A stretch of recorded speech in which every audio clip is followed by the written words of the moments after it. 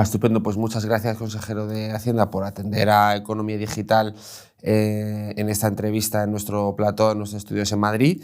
La primera pregunta que quería dedicarle es, después de que no se hayan podido aprobar los presupuestos en Andalucía por el plantón de Vox, y justo que hace 2 días Vox ha apoyado los presupuestos del PP en la Comunidad de Madrid, me gustaría preguntarle cuál es su perspectiva, por qué Vox tumba los presupuestos en Andalucía, por qué los apoya en Madrid.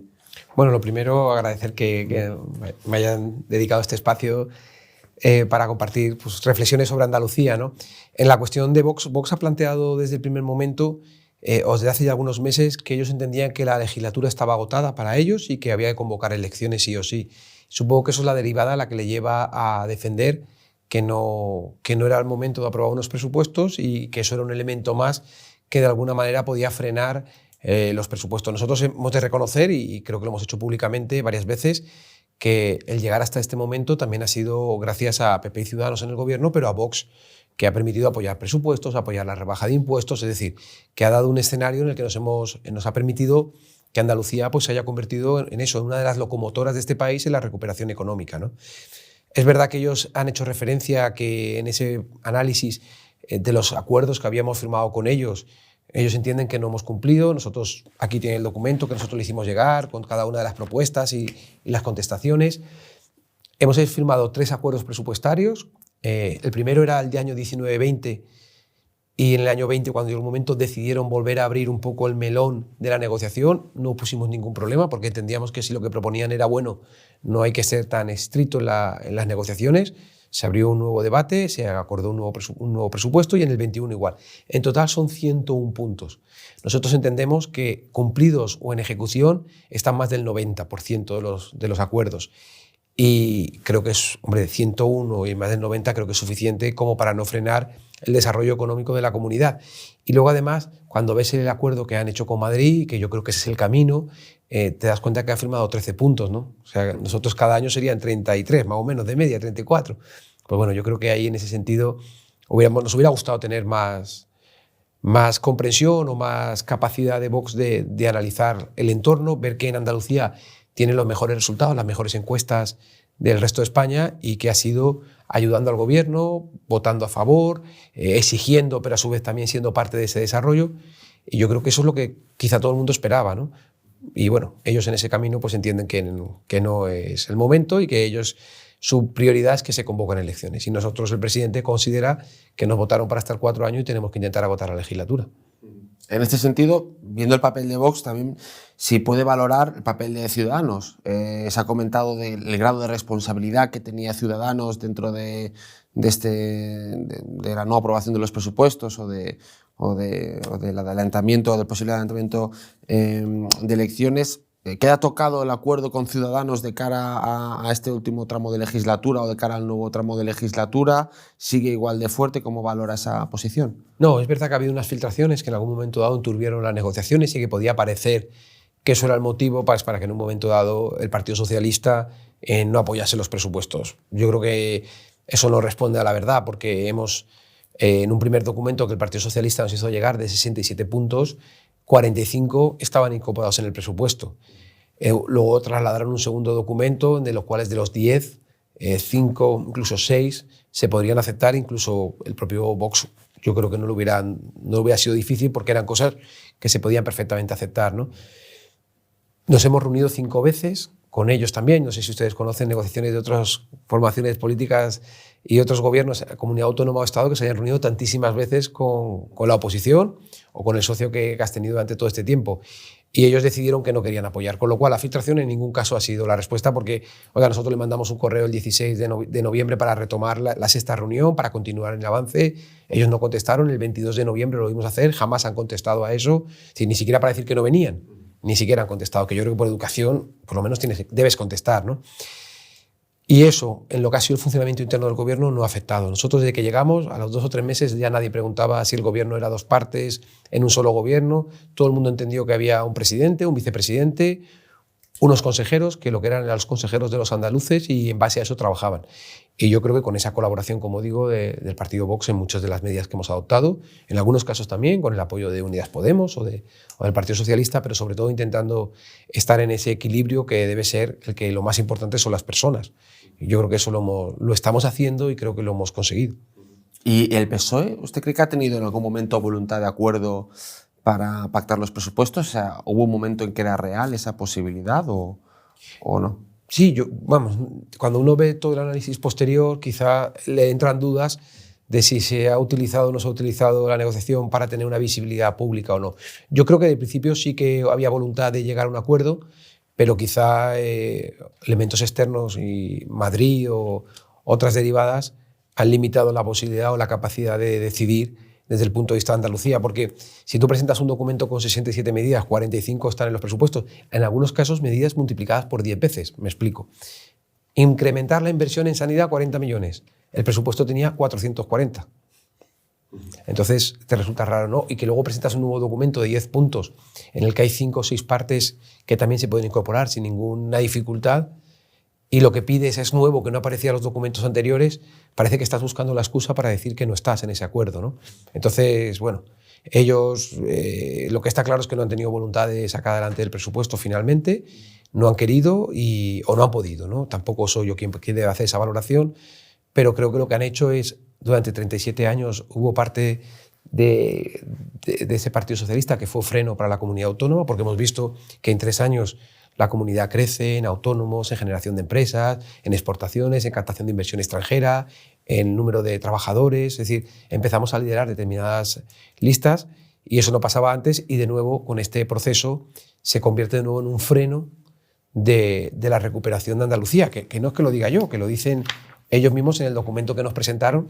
Decían que una eventual prórroga presupuestaria dificulta el desarrollo de nuevos proyectos y puede bloquear los que no hayan tenido consignaciones presupuestarias. Es decir, ellos mismos reconocen en su propio documento, que es de ellos, como ustedes pueden ver, es el documento que ellos nos ponían, decían que una prórroga presupuestaria era malo para Andalucía.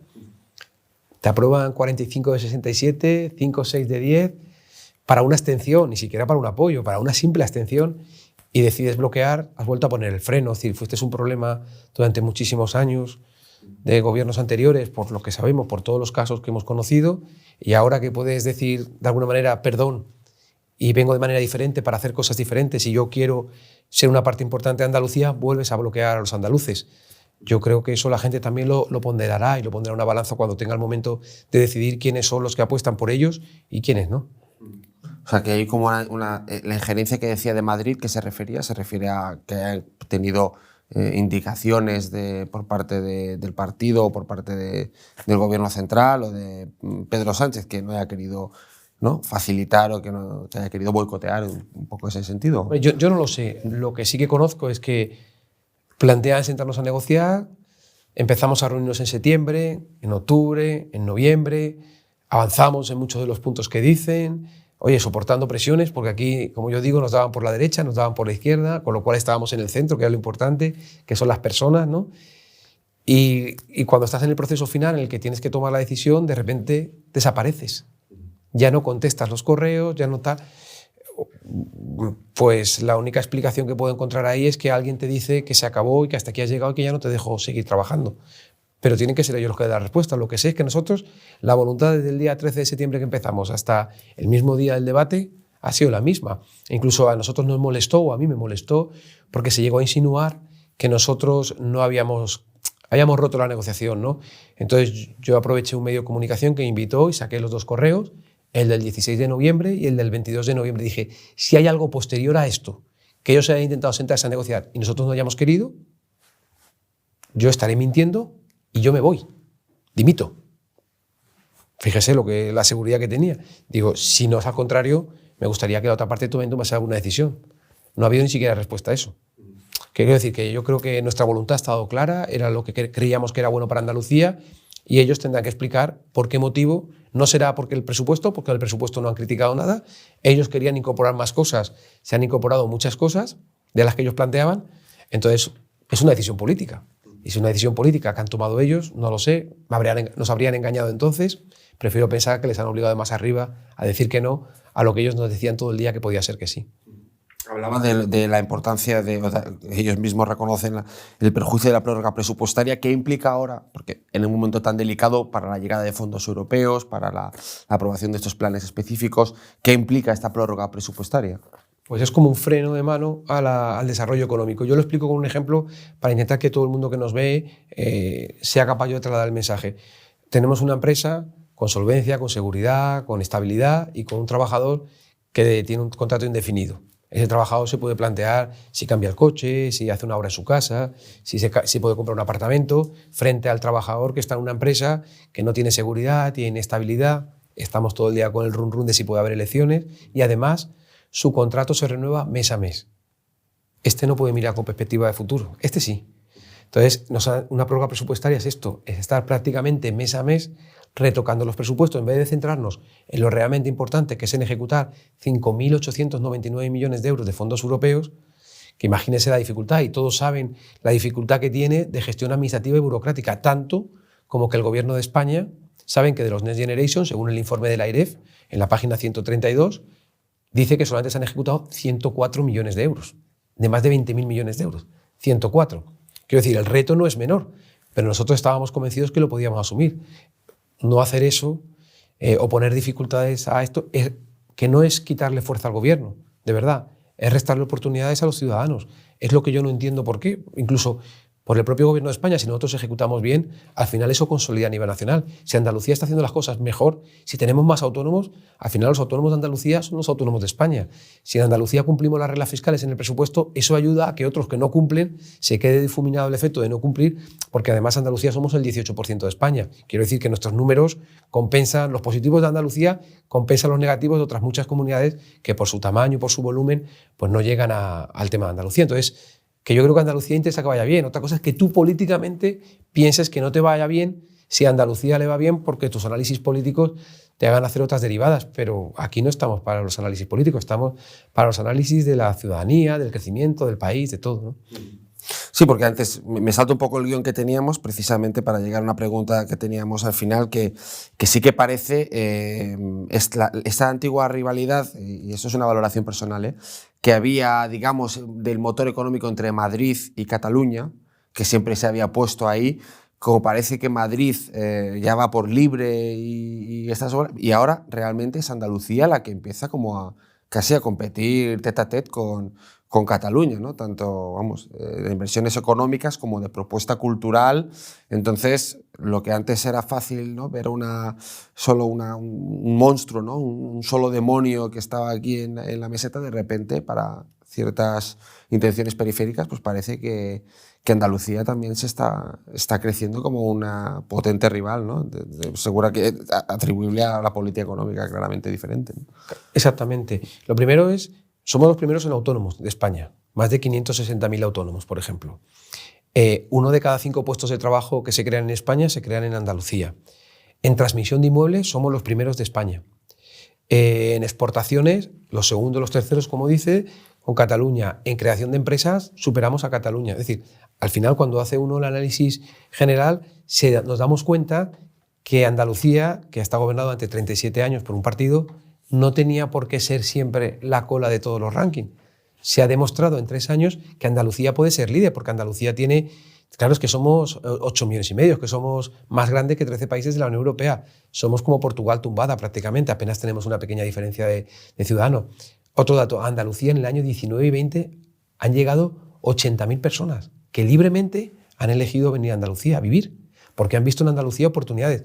Y si usted me pregunta, ¿y cómo era anteriormente? Los últimos 4 años habían perdido 18.000 habitantes. Hemos pasado de perder habitantes a ganar 80.000. Eso es gente que libremente ve que en Andalucía tiene una oportunidad, ve una región de crecimiento. Recientemente tenemos una empresa andaluza que va a salir, tecnológica, que va a salir a bolsa en 160 millones, más de 160 millones de euros de valoración. Eso está pasando en Andalucía. Creo que Andalucía se empieza a convertir, como bien usted explicaba, en un referente en muchísimas cosas. Y que esto no es competir a ver quién es el primero, sino que tenemos que estar muchos allá arriba porque la suma de Madrid, de Andalucía, de Cataluña, es España.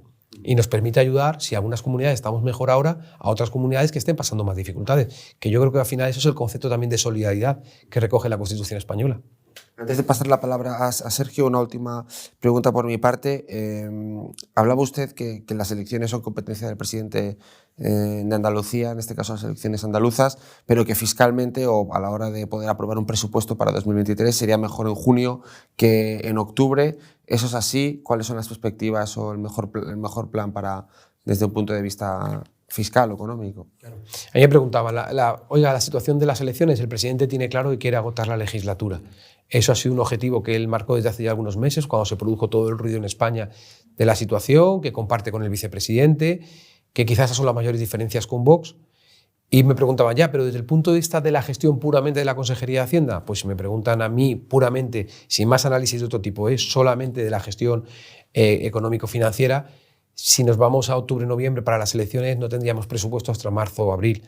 Eso es mucho tiempo. Ya es un año sin presupuesto, año 2022, otra parte del año 2023, yo creo que nos generaría dificultades. Entonces, si me preguntasen a mí, pero es un análisis técnico solamente desde el día a día de la gestión de la administración, pues junio sería mejor que octubre, por eso, porque nos permitiría acabar el año con mucha dificultad, pero ya lo hemos demostrado que somos capaces de hacerlo con presupuestos para el año 2023 y que esto sea un pequeño lapsus que se ha producido y que somos capaces de retomar, porque una de las mayores respuestas o preguntas que tenemos de los inversores, por ejemplo, es si va a haber elecciones, si no va a haber elecciones, qué va a pasar, si va a haber presupuesto, cómo va a ser la ejecución de los fondos europeos, cómo vamos a llevar las inversiones. Ese es el camino. Entonces yo creo que eso también nos daría, pero de todas formas la decisión corresponde al presidente, que también ha dicho, creo, en las diferentes entrevistas que ha tenido, pues eso, que el escenario que se marca es junio o octubre, ¿no? En ese ámbito es en el que se va a trabajar. De todas formas, yo creo que hacerlo en junio, evidentemente, no es ni un adelanto, es un adelanto técnico, sería adelantar apenas 3-4 meses, que yo creo que eso también todo el mundo lo entiende, ¿no? Por la gestión administrativa, si decide hacerlo en esa fecha. Y yo quería preguntarle, en todo este contexto y hablando lo que estábamos comentando de que Andalucía se está configurando como un motor en la recuperación y demás, sí que es verdad que ha sufrido también el shock de la pandemia y las comunidades autónomas han recibido bastantes recursos del Estado, pero ahora se abre el melón, o parece que se debería abrir, de la financiación autonómica. La ministra lleva meses postergando el inicio de las negociaciones y va a haber presentado un primer documento en noviembre sobre el criterio de población ajustada, pero no se ha presentado.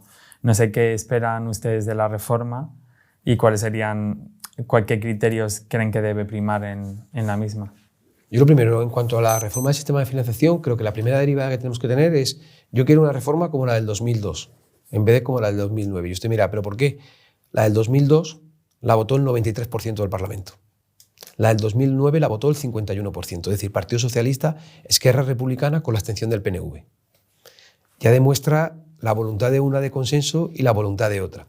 Fíjese que también es sorprendente que son los mismos socios, PSOE y Esquerra Republicana, que plantean la armonización fiscal para subir impuestos, que lo llaman armonización fiscal, pero quiere decir es subir impuestos. Fíjese que un partido independentista le dice al gobierno que coja más competencias, con tal de intentar imponer tu ideología. Es algo que cuanto menos sorprende para el que lo vea desde fuera. En cuanto al sistema de financiación, yo siempre decía que contaba con una ventaja y era la ministra. ¿Por qué? Porque la ministra en el año 2018 en Andalucía llegó a un acuerdo parlamentario en el que se reconocía y votó a favor el Partido Popular, en este caso Juanma Moreno, que hacían falta o estaba infrafinanciada en 800 o 900 millones de euros. Eso lo dijo ella y además dijo que al sistema de financiación le faltaban 16.000 millones de euros más, que incluso de esos 16.000, 4.000 tenían que ser para Andalucía. Eso está por escrito, o sea, eso lo pueden comprobar ustedes, que eso lo dijo. Llegó al gobierno y yo decía, bueno, pues tenemos una suerte, la ministra conoce perfectamente el sistema porque ha hecho un análisis, va a inyectar más dinero y además le va a dar más dinero a Andalucía. Resultados que hemos pasado medio año del 2018, 2019, 2020, 2021 y no tenemos nada. Y no tenemos nada. En ese camino nosotros también, esas comunidades que saben que estamos infrafinanciadas, como Valencia, como Murcia, como Andalucía y como Castilla-La Mancha, planteamos un régimen transitorio. Bueno, como parece que no tienes voluntad de cambiar el sistema, haz un régimen transitorio para compensar a las comunidades. Es decir, no perjudiques a nadie, pero danos algo más, que con 2.000, 2.500 millones haría esa compensación. En la cantidad de dinero que gastan, a veces con poco criterio, creo que no es tanto. Y eso permitiría que las comunidades trabajásemos bajo otro prisma, ¿no? También ha dicho que no, aunque el presidente Sánchez hace unas semanas lo anunció en Valencia. Solamente habló de Valencia y solamente lo anunció allí. Entonces no sabemos si ese objetivo es ampliable, solamente lo hacen para Valencia o cómo lo quieren plantear. Y en cuanto al sistema, Yo creo que hay una realidad. Los impuestos los pagan las personas y los servicios se prestan a las personas. Entonces parece lógico que el concepto a la hora del reparto sea la población, pero quedarnos solamente en población sería demasiado básico y sin atender. Por eso hablamos de población ajustada. ¿Qué lleva la población ajustada? Poder atender las necesidades de, por ejemplo, esa España vaciada en la que determinados servicios cuestan más de prestar que en otro sitio. Y creo que eso tiene que tener su respuesta en el día a día de la financiación autonómica, porque a nosotros también nos pasa. No es lo mismo dar un servicio a un determinado pueblo de Jaén con 200 o 300 habitantes o 500 que darlo en un pueblo o una ciudad como Marbella, porque la población está mucho más concentrada, ¿no? Pues esas derivadas tenemos que hacerlo. Entonces tenemos que tener en cuenta las personas y las necesidades para atender a esas personas. Yo creo que ahí hay un camino importante. Podríamos plantearnos, por ejemplo, valorar los costes reales de la prestación de los servicios y hacer una tarifa más o menos que nos permitiese tener datos objetivos a la hora de tomar las decisiones. Lo que no creo que sea bueno es que tú quieras hablar de financiación autonómica y no nos llames a hablar de financiación autonómica. Que hables de financiación autonómica y no tengamos tus papeles. Que tú digas que lo vas a hacer cuando llegas al gobierno en el año 2018 y al mes de estar en el gobierno ya dices que eso no es una prioridad. Que hayas dejado pasar 3 años y medio. Que digas que lo vas a llevar a final de noviembre y no lo lleves. Que digas que no puedes hacer las entregas a cuenta si no había presupuesto y se te demuestre que lo puedes hacer. Que digas que no tienes obligación de pagar el IVA y las sentencias te digan que tienes que pagar el IVA. Que te digamos que hagas un fondo COVID, que lo niegues y que luego tengas que hacer un fondo COVID.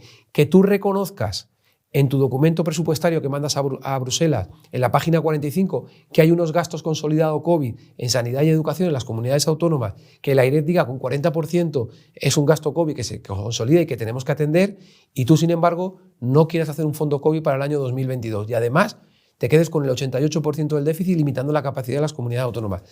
Que las comunidades autónomas, vía partido, se pongan de acuerdo en el Parlamento para hacer un fondo COVID y tú digas que da igual lo que digan porque no lo vas a cumplir.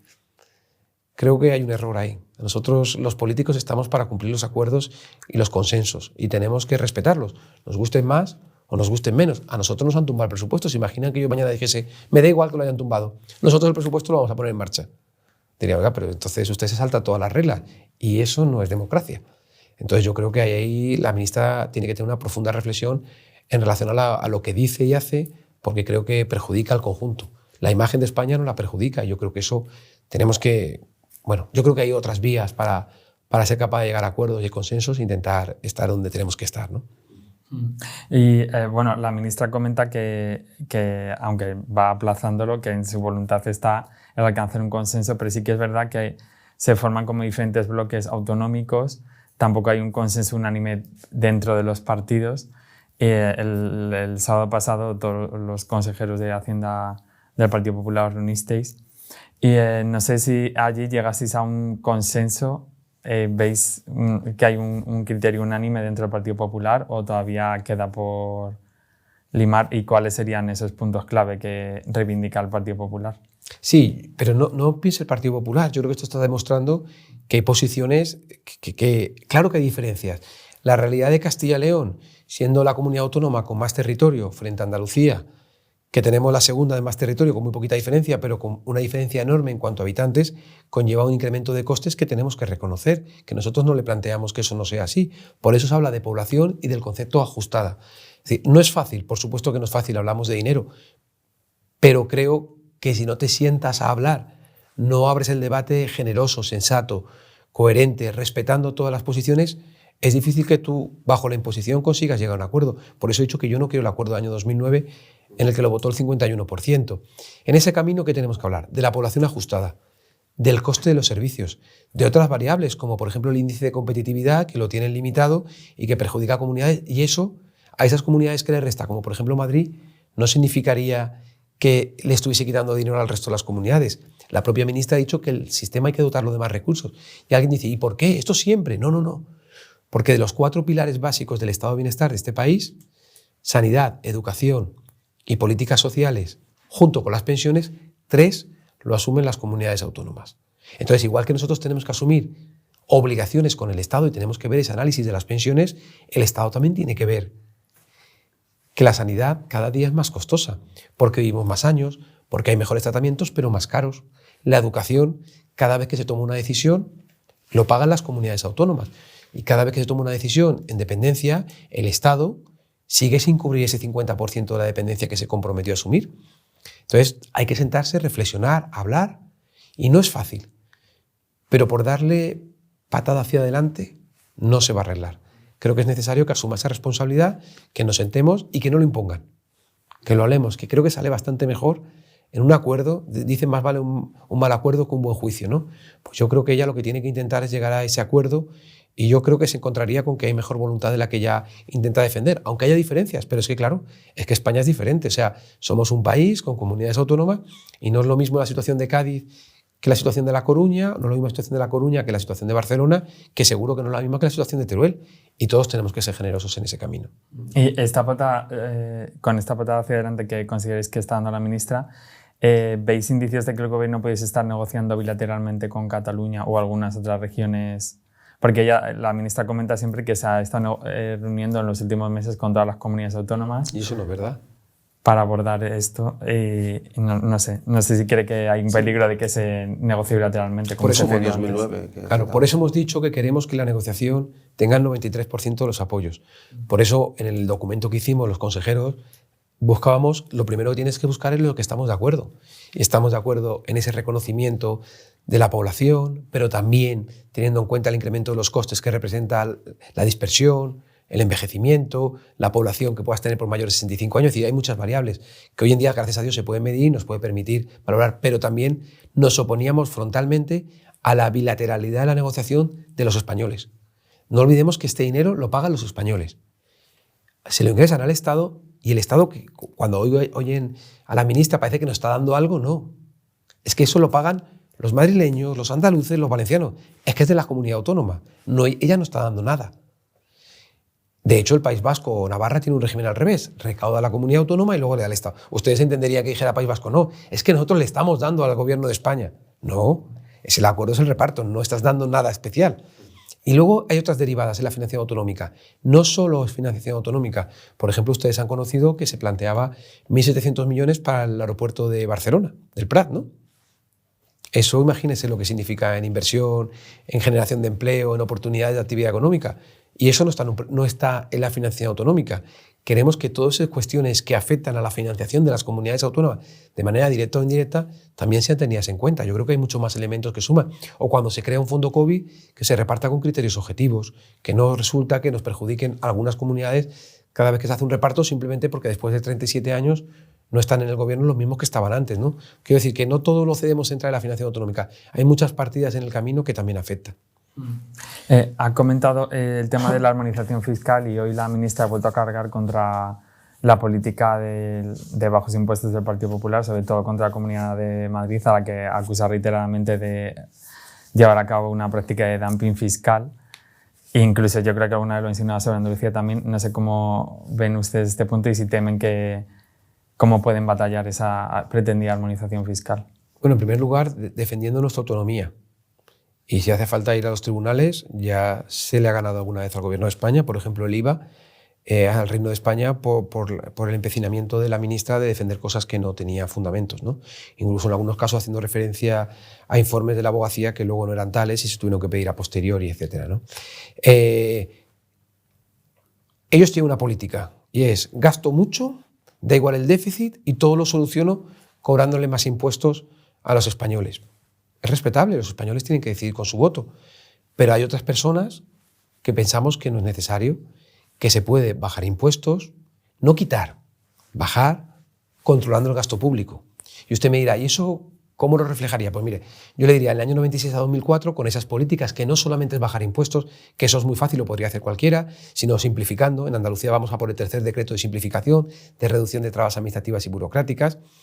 Estamos consiguiendo recaudar más. En el año 96 a 2004 se crearon en España 5 millones de puestos de trabajo con esas políticas. En el año 12 a 18 se crearon 3,5 millones de puestos de trabajo. Cuando hay empleo, los problemas son menores. Si usted coge la recaudación del año 96 comparada con el año 2004, encontrará que prácticamente se duplicó, lo que no ha pasado nunca. Y en el año 12 a 18 conseguimos alcanzar la cifra récord en este país, que eran 208.000 millones de euros de recaudación.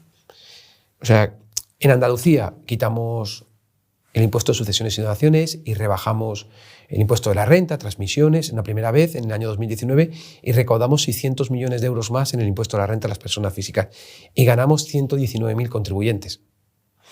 Hemos rebajado transmisiones patrimoniales y no le voy a comparar la recaudación con el año 2020, que son más de 400 millones, porque el año 2020 es un año muy irregular.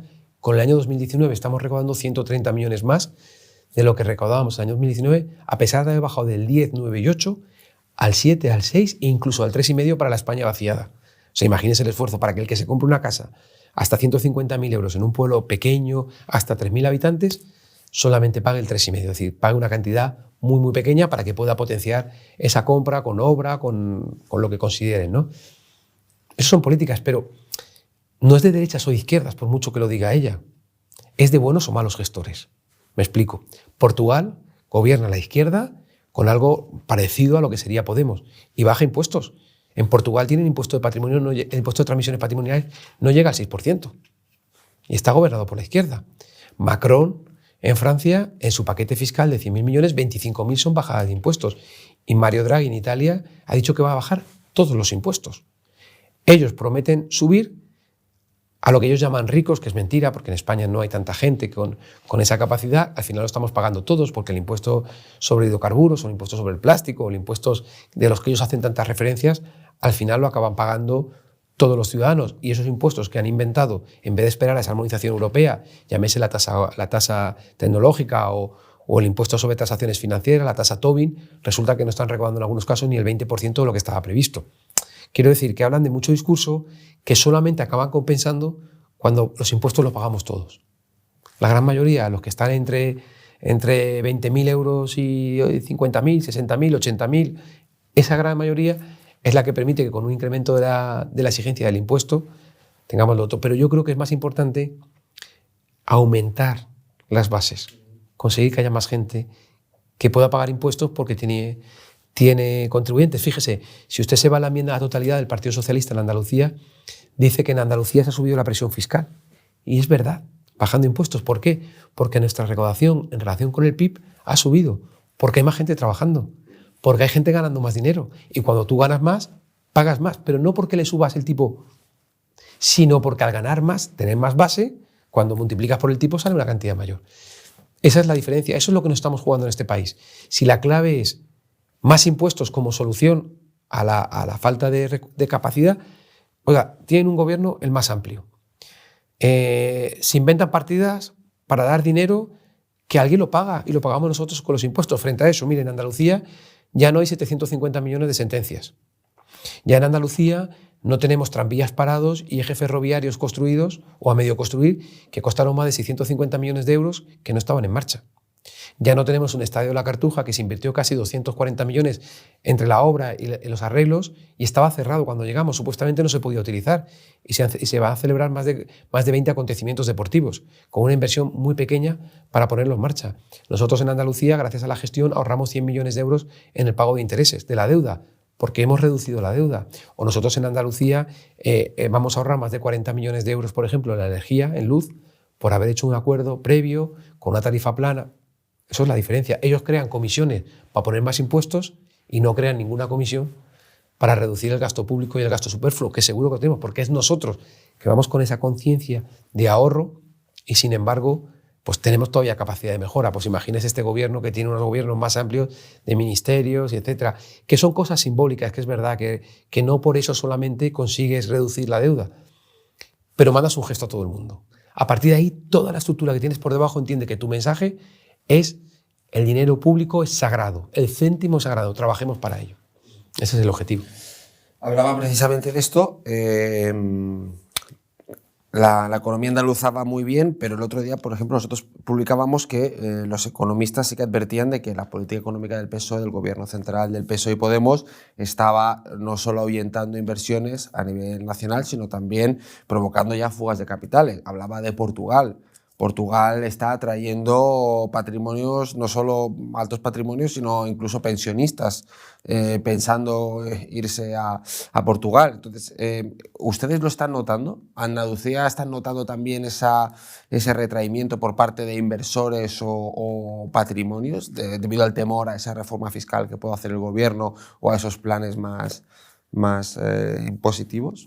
Nosotros lo que estamos notando también es que como esas políticas que aplica el gobierno central se aplican en algunas comunidades autónomas, los que quieren desarrollar su presencia en España buscan esas comunidades que le estamos ofreciendo pues cercanía, reducción de trabas administrativas y burocráticas, unos impuestos acorde a las necesidades, sobre todo mucho apoyo, ¿no? Mucho creer en la empresa, mucho creer en el autónomo, en el emprendedor, en el trabajador, en la formación. Pero hay un elemento cara al extranjero que es el país. Y si ven un país que todo lo soluciona a base de subir impuestos, que no es capaz de hacer una reforma estructural, que hoy sale un ministro diciendo una cosa y al día siguiente sale otro ministro diciendo la contraria, que tienen 70.000 millones de euros para ejecutar de fondos europeos y la AREF dice que llevan 104 millones de euros, que ven que hay un país que parece que hace un PERTE del vehículo eléctrico y todavía no se ha desarrollado, ahora aprueba un PERTE de salud y no sabemos cómo va a desarrollar, que hay un sistema de financiación que las comunidades autónomas todas le decimos no estamos de acuerdo, que se aprueba una enmienda en el Parlamento en cuanto a la aplicación de ese fondo COVID y dice que no lo van a aplicar.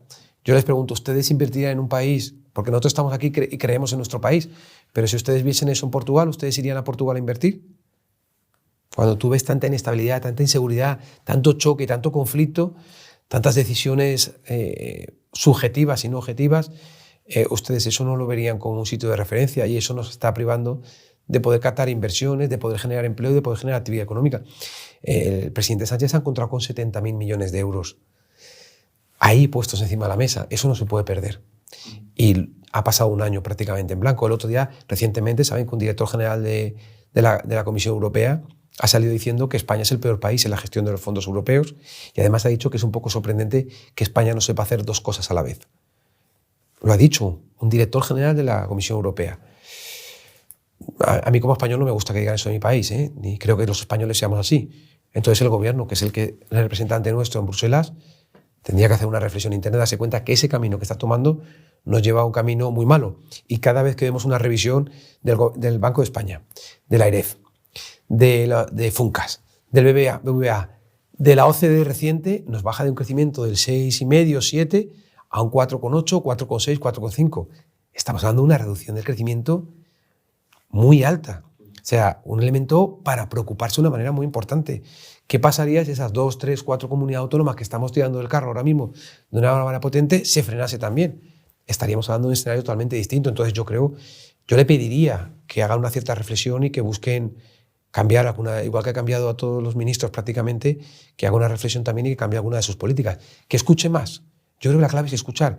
Si escuchamos al sector privado, si escuchamos a los ayuntamientos, a las diputaciones, a las comunidades, quizá por reflexión les iría mejor. ¿Por qué cree usted que lo están haciendo tan mal el gobierno esta entrega o este reparto de los fondos europeos? O sea, me imagino, es complicado, pero vamos, llevan 2 años o 1 año y pico diciendo que había una oficina de Moncloa, de tal, que iban a hablar, que se reunían.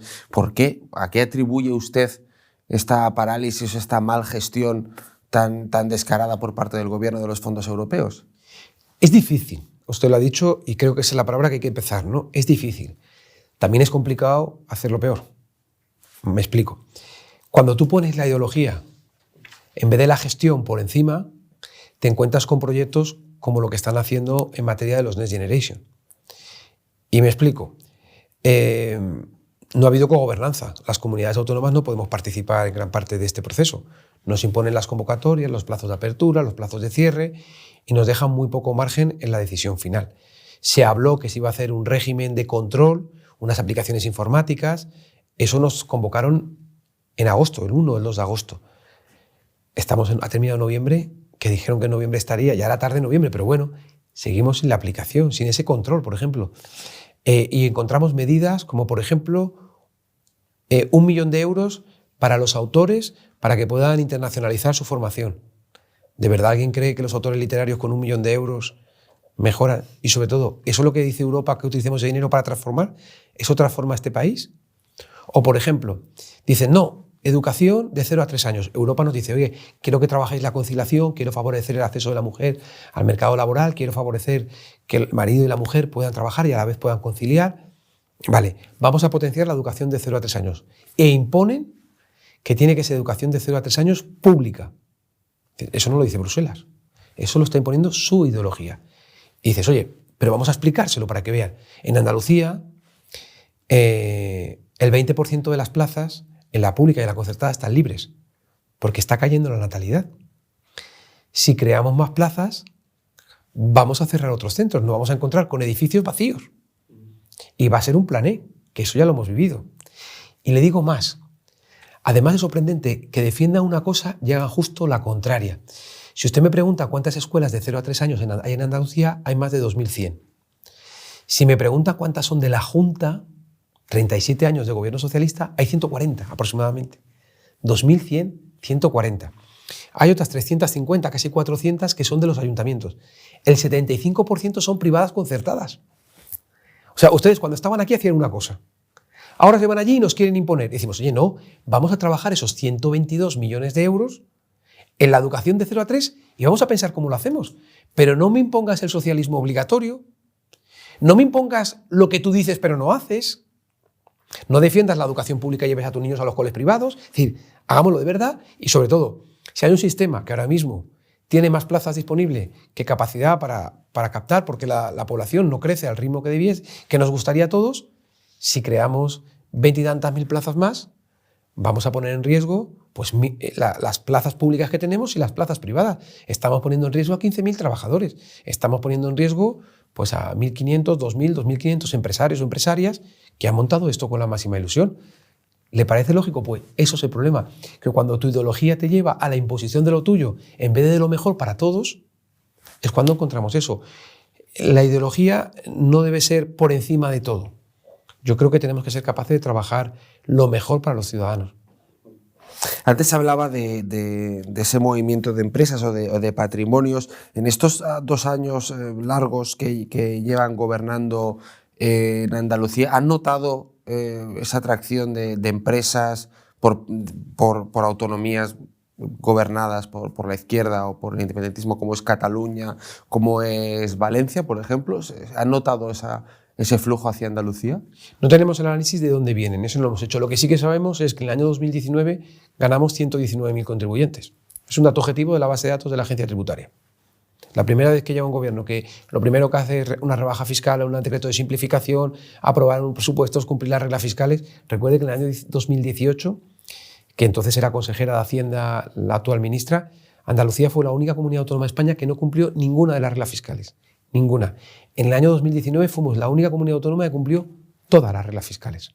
Para que vean. Y eso la gente lo vio.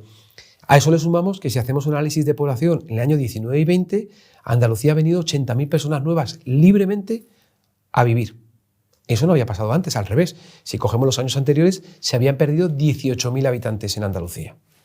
Libremente. La gente ha considerado que en Andalucía tiene más oportunidades. O como he contado anteriormente, en el ámbito de Andalucía, por ejemplo, esta semana hemos conocido que hay una empresa con presencia andaluza, con sede en Andalucía y también en otras comunidades, pero con origen andaluz, que va a salir en la bolsa con un valor de 160 millones de euros.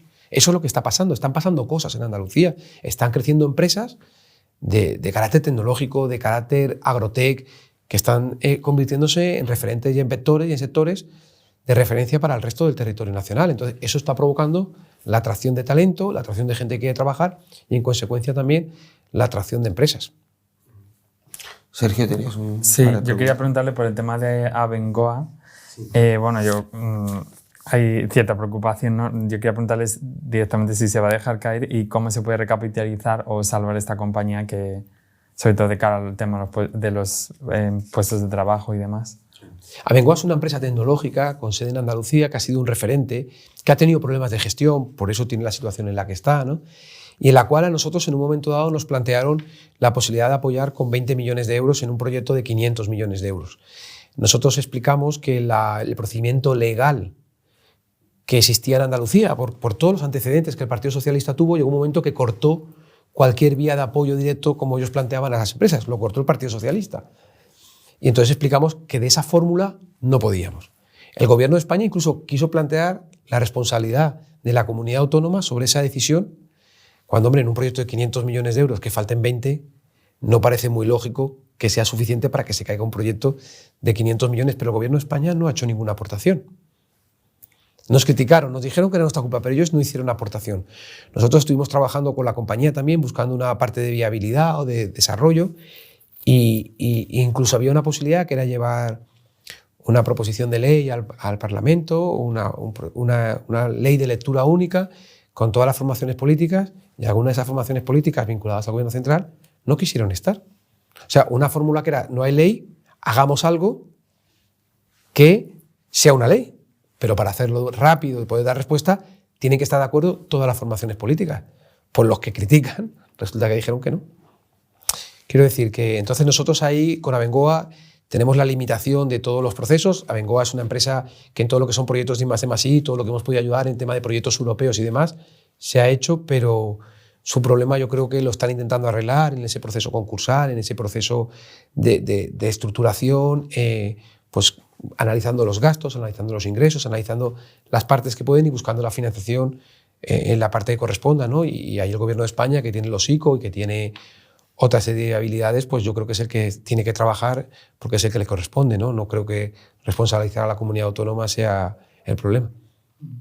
Y quería preguntarle ya por último también el tema del problema del sector de metal en Cádiz. Parece que se ha llegado a un acuerdo. No sé cómo ven si desde el gobierno central ¿es ahora la respuesta adecuada o creen que esto ya se puede solventar? Porque desde el gobierno sí que advierte, por ejemplo, la ministra Yolanda Díaz, que este problema salarial se puede replicar en otros sectores. No sé cómo ven ustedes este asunto. Se tienen que dar cuenta que los problemas que vienen generando tienen consecuencias, que a veces no lo pagan ellos ni lo solucionan ellos. Porque aquí ha sido la Consejería de Empleo, mi compañera Rocío Blanco, la que estuvo sentada ahí. Fíjese si fue así, que hasta el acuerdo con los sindicatos se firmó la Consejería de Empleo como reconocimiento a la labor que se había realizado desde la Consejería, desde la consejera, desde el Gobierno de la Junta de Andalucía, no así el Gobierno central. Pero lo que me dice de la ministra Yolanda Díaz, lo que tiene que plantearse es que estas decisiones que toman y estos discursos que hacen generan conflictos y generan problemas. Y luego tenemos que venir a otros a solucionarlo. Por eso le digo la importancia. Mira, yo se lo cuento con un ejemplo muy claro. Aquí en este país, para cargarse el sector del diésel en los vehículos, no hizo falta ni un impuesto, ni una ley. Simplemente unas declaraciones de una ministra diciendo que aquí no se iban a vender más coches en el año X, puso en dificultades y en riesgo todo un sector. No hace falta una ley, no hace falta un impuesto. Hace falta unas declaraciones mal expuestas en un momento determinado. Por eso tienen que ser conscientes que son ministros de este país, que estamos en sus manos y que las decisiones que tomen y los comentarios que hagan tienen que estar suficientemente fundamentados y con la máxima debate y análisis, porque no hacer eso genera situaciones que no son las deseadas por todos. Y eso lo pagan nuestros jóvenes, los pagan nuestros mayores, los pagan todos aquellos que no tienen trabajo. Es decir, lo que no podemos es crear un problema para luego solucionarlo. Vamos a intentar no crear el problema directamente, es más fácil. Terminamos con, si te parece, con la última pregunta.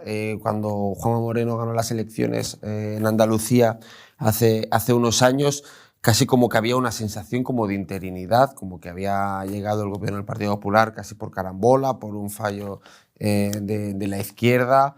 ¿Esa perspectiva ha cambiado en Andalucía? ¿Se asienta, digamos, un nuevo modelo? ¿Perciben ustedes que hay un cambio por parte de la sociedad? O la izquierda sigue al acecho, digamos, en una próxima contienda electoral, el PSOE, las nuevas formaciones de izquierdas, una valoración más política de lo que considera usted? Bueno, yo creo que como durante 37, o sea, en Andalucía solamente se había conocido el régimen anterior y luego 37 años del Partido Socialista. No había habido otra cosa. Parecía que no podía haber otra cosa. Y luego siempre se alarmaba con el que viene la derecha, que viene la derecha. Y resulta que ha llegado a la derecha y ni tiene cuernos ni rabo, evidentemente, la gente lo ha visto. Y resulta que Andalucía, que no podía liderar nada, ya lidera cosas, es primera en muchas cosas. En Andalucía no se podía bajar impuestos porque todo estaba muy mal. Y resulta que se puede bajar impuestos y recaudar más. En Andalucía no se podía emprender o ser una referencia tecnológica, una referencia agrotec, y se convierte en referencia de todo eso. Y luego el centro derecha no podía no, esto no podía ser porque ese gobierno, resulta que el centro derecha es capaz de llegar a acuerdos, de llegar a consenso, de llegar al diálogo con la patronal, con los sindicatos, con las formaciones políticas. Llegamos al municipalismo, a los ayuntamientos y toda la deuda que estaba generada anterior, que le debían los gobiernos anteriores, que no les pagaban, llegamos y pagamos. Había una financiación que llamamos Patrica, que es incondicionada, que estaba congelada desde hacía 7 años. Llegamos nosotros y nada más llegar lo primero que hicimos fue activarla, ir incrementándola año a año, como por ejemplo para el 22, independientemente de que a nosotros nos hubieran bajado la financiación. Hacemos un decreto para que puedan acceder a las ayudas, para que puedan aplazar sus deudas hasta un plazo de 15 años. La gente se ha dado cuenta que ni bien la derecha es malo, que se puede vivir en ese pulso de consenso, de acuerdo, de diálogo, que se ha acabado ya en Andalucía aquellos que se dedican a poner etiquetas de buenos y malos, de ricos y pobres, de derecha o de izquierda, de blancos o negros. O sea, se ha acabado y se da cuenta que aquí no hay etiquetas en Andalucía, que en Andalucía cabemos todos, que entre todos construimos y que con el respeto, la tolerancia y la libertad se llega mucho más. Entonces la gente ha descubierto que existe una nueva fórmula y eso está llevando a que cuando uno analiza encuestas, y no dejan de ser encuestas, pero la gente reconoce la figura del presidente sobre todo, reconoce la forma de trabajar, reconoce esa capacidad de llegar a acuerdos, de consenso, de esa moderación, esa capacidad de exigir al gobierno central, de confrontar en el sentido de conseguir lo mejor para Andalucía, pero sin que sea una guerra continua, sin descalificaciones. Eso la gente lo valora y los resultados que si hubiese unas elecciones mañana plantean las encuestas, pues serían muy positivos, pero aún así son encuestas, con lo cual no vale nada hasta que llegue el momento de echar la papeleta en la urna. Una coda ya breve. Este escenario que pinta, ¿es posible que llegue también a nivel nacional en las próximas elecciones generales? Está el Partido Popular un poco con ciertos problemas orgánicos, por lo que parece. ¿Es posible, está el liderazgo de Pablo Casado preparado para que haya elecciones, por ejemplo, el año que viene en España? ¿Está el partido fuerte, digamos, para poder dar esa contienda?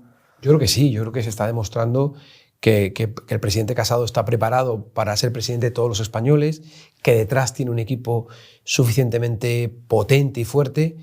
Y yo le digo un dato, si mañana hubiera elecciones, Pablo Casado sería presidente del Gobierno de España, Isabel Díaz Ayuso sería presidenta de la Comunidad de Madrid, Almeida volvería a ser alcalde, Feijóo volvería a ser presidente, Mañueco volvería a ser presidente, Juanma Moreno volvería a ser presidente, igualmente en Murcia, igualmente en Ceuta y en otras comunidades.